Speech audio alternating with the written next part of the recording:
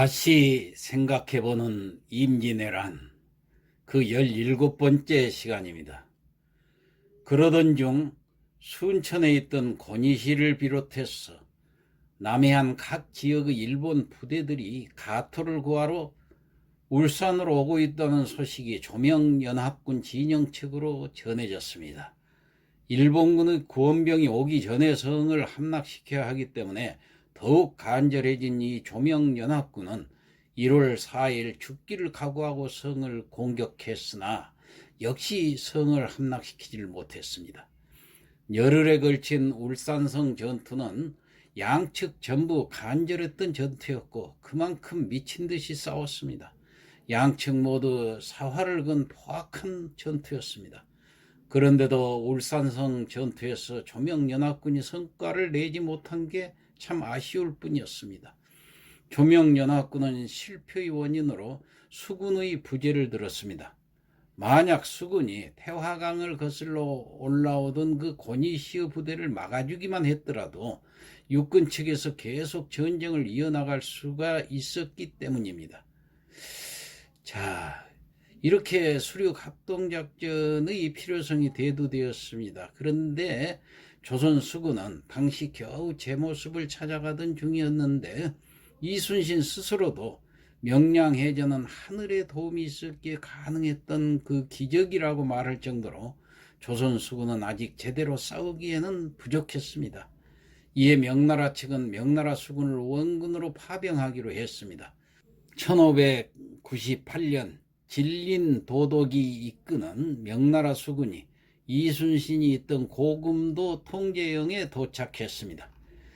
진린이 도착한 것은 1598년 7월이었습니다. 울산성 전투가 1597년 12월에서 1월까지였으니 진린이 오기 전까지 반년이나 걸렸다는 건데 그 사이 일본군은 울산성 전투에서 비록 조명연합군을 막아냈지만은 울산성에서 지옥을 맛본 카토 기요마사는 전쟁의 환멸을 느꼈고 소극적인 자세를 취했습니다. 이 전쟁광인 카토 기요마사가 이러할진데 다른 장수들은 어떻겠습니까? 일본군 대부분은 남해안 각 지역의 그 외성에 틀어박혀서 나올 생각을 하지 않았습니다. 이제 전쟁을 원하는 건 일본의 그 도요토미 히데요시밖에 없었죠. 그렇다고 도요토미가 있는데 철수할 수도 없는 노릇이었습니다. 따라서 조명연합군 측에서 먼저 공격을 해오기 전까지는 전쟁의 국면은 소강 상태였습니다. 1월 즈음에 1598년 7월 진린 도덕이 이끄는 명나라 수군이 도착한 거죠. 명나라 수병 그 도독 진린이 나와서 남쪽으로 고금도에 내려와 이순신과 함께 군사를 합세하게 됐던 것입니다. 진린은 성질이 사나워서 남과 거슬리는 일이 많았으므로 사람들은 그를 두려워하였습니다. 유성룡은 진린을 대단히 걱정했습니다. 이순신과의 마찰 때문이었습니다. 너무 곧고 정직한 밖에 모르는 이순신에게는 딱 상극의 인물이 바로 진린이었습니다. 이순신이 원균과 싸운 이유가 바로 그 성격 때문이죠. 두 지휘관이 워낙 상극이라 조명수군의 합동작전이 제대로 이루어지긴 할까? 유성룡은 그 두 지휘관의 갈등을 예견을 했던 것입니다. 그런데 진린이 고금도에 도착하던 날 이순신은 진린 및 명나라 장수들에게 큰 연회를 베풀어 주면서 연회 자리에서 이순신은 진린과 명나라 군사들을 지켜 세우는 발언들을 많이 언급했다고 합니다. 진린과 명나라 장수들은 과연 조선 최고의 명장이라며 이순신의 환대에 흡족해 했다고 합니다. 7월 19일에는 최초로 조명연합군 수군이 절영도에서 전투를 벌였습니다. 이 절영도 전투에서는 적선 50여 척을 불태우는 등 제법 큰 규모의 전과를 올렸던 것입니다. 이때 조선 측에서 거둔 일본군의 수급 40여 구를, 수급이라면 머리를 말하죠. 이걸 40여 구를 이순신은 진린에게 주어서 진린의 공이 커 보이도록 했던 것입니다. 유성룡의 걱정과는 다르게 이순신은 진린과의 사이가 그렇게 나쁘지 않았습니다. 아마 일전에 백의종군 이후 이순신에게도 처세술이나 사람을 대하는 방식에 대한 필요성을 느꼈던 것 같습니다. 진린이 어떤 성격의 사람인지 이순신은 진린이 오기 전에 이미 파악하고 있었답니다. 이순신이 진린에게 이렇게 해주니까 진린도 이순신에게 호의를 베풀었습니다. 조명연합군의 조직력이며 훈련 및 작전에도 큰 무리가 없었죠. 조선 수군과 명나라 수군이 연합한다는 상황에서 만약 두 지휘관이 이빨을 드러내 보이며 옥신각신했었다면 조명연합군은 금방 와해되고 말았을 것입니다. 가끔은 이순신이 진린에게 호통을 칠 때도 있었답니다. 명나라 군사들이 잘못을 저지르거나 군기가 빠져 있을 때는 이순신이 진린에게 소리까지 지르며 화를 냈다는데, 그때는 진린도 자존심을 세우지 않고 오히려 미안하다며 이순신에게 사과를 했다고 합니다. 이순신이 진린을 아주 요령껏 잘 다뤘던 것입니다. 절영도의 해전 그 3개월 후에 조명연합군은 임진왜란 사상 가장 큰 규모의 합동작전을 기획했습니다.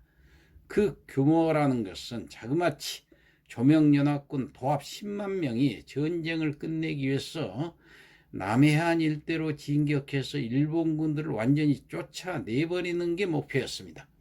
그만큼 준비 기간도 길었죠. 이 작전 이름을 사로병진책이라고 합니다.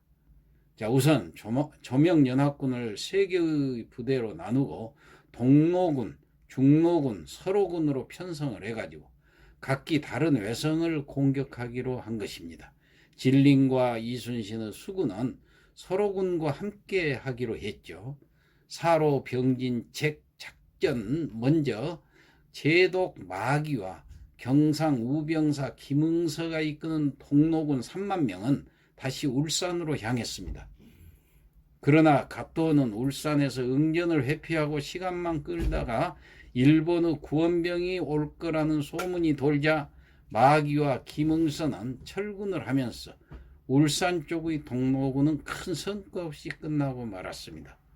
제독 동일원이 이끄는 중로군은 2만 8천 명의 군대로 진주를 거쳐서 사천성의 선진리성으로 진격을 했습니다. 이 사천성에는 시마지 요시히로라는 일본 장수가 있었습니다. 중로군은 동로군과 상황이 완전히 반대였습니다. 중로군은 신중하지 못한 채 무턱대고 사천으로 진격만 하다가 배후에서 기습한 일본군의 공격을 받고 막대한 손실만 입은 채 철수했습니다. 1598년 10월 10일의 일이었습니다. 다음은 서로군이었습니다. 서로군을 이끄는 명나라 제독은 유정이라는 장수였습니다. 서로군의 병력은 약 2만 6천 명 정도였고 여기에 조명연합 수군이 같이 합류하기로 했습니다. 이순신과 진린이 이끄는 이 수군의 병력도 또 2만 6천 명가량의 병사들이었습니다. 그렇게 되면 5만 2천 명이 이 서로군과 수군이 합친 그 타깃은 고니시 육기나가가 있던 순천의 외교성이었습니다. 순천 외교성 전투는 드디어 이순신과 고니시가 싸우는 첫 전투이기도 했습니다. 그런데 자존심이 센 그 서로군의 유정제독과 수군의 진린 도덕이 서로에게 자존심 싸움을 하면서 처음부터 내부적으로 삐그덕거렸습니다. 도저히 화해를 못한 두 사람 때문에 이순신만 중간에서 참 난처하게 됐고 결국 육군과 수군은 따로 작전을 수행하기로 했습니다. 고니시 육기나가는 만만한 장수가 절대 아니었습니다. 고니시는 순천에서 목숨을 걸고 수성전을 전개하면서 시간을 끌었습니다. 애초에 시간을 끌면 유리한 쪽은 성 안에서 수비하는 쪽이고 성 밖에서 공격하는 쪽은 불리했죠. 명나라 함대 100여 척이 추가로 합류했음에도 불구하고 성은 함락될 기미가 없었습니다. 특히 10월 2일과 3일의 전투는 총공세를 퍼부었던 가장 격렬했던 전투였지만 이마저도 성공을 하지 못하고 끈질긴 전투에 의욕을 잃은 유정은 더 이상의 공격을 중단해 버렸던 것입니다. 육군의 공격 중단에 권희신은 아예 성 밖으로 나와서 육군을 공격하고 다시 성으로 들어갈 정도였습니다. 그저 유정은 이순신과 진린 등 수군이 싸우는 모습을 관전만 했습니다. 권희신은 아예 유정은 무시하고 전 병력을 수군과 싸우는 데 집중했습니다. 그러자 수군 쪽에서는 상황만 더 힘들어졌습니다. 급기야 육군 측에서 막무가내로 군대를 철수시켜버린 것입니다. 사전에 미리 연락도 주지 않고 바로 철수해버리자 이순신과 진리는 참 어이는 없었지만은 이 수군으로만 전쟁을 이어나가기는 힘들다고 판단이 돼서 수군도 결국은 철수해버렸습니다. 이렇게 요란하게 출발했던 사로 병진책은 어떤 곳에서도 성과를 내지 못하고 끝나버린 것입니다. 자, 다음 시간에 계속하겠습니다.